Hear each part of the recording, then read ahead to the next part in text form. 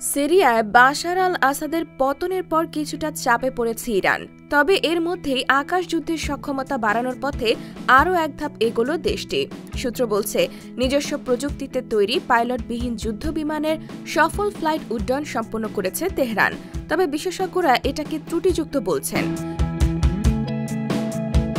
সম্প্রতি ইরানের তৈরি পঞ্চম প্রজন্মের যুদ্ধবিমান কাহের 313 এর পাইলটবিহীন ভার্সনের ফ্লাইট টেস্টে আশাব্যঞ্জক সফলতার কথা জানান ইরানি কর্মকর্তারা।